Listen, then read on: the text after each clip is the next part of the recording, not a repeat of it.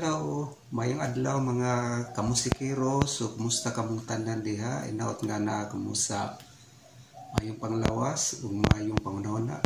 So, welcome back na sa akong Facebook channel, YouTube Junet Daguplo Music. So, atong isugutan karon is mga symbols or signs sa downstroke and upstroke in playing guitar. So, ato ni tanawon guys kung saan yung mga forma.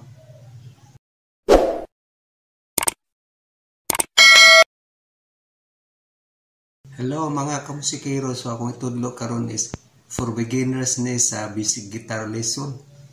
So atong isigutan karon is bahin sa mga signs and symbols of downstroke and upstroke in playing guitar. So ang una atong isigutan is downstroke. So ni play sa guitar is down. Then mo na sign nga makita nato nga downstroke. So mura siya tanawon og stall lingkuranan. So, mo ni downstroke guys. So, ikaduha nga sign natin itudlo is si upstroke. Kaya ni-play sa guitar is padung up. So, mo ni sign nga makita natin murag V or arrow. Padung down. Or V nga letters.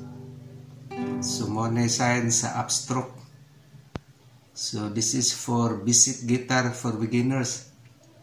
Hello mga kamusikero, so kuno galing aduna kamoy nakatunan ning maong video.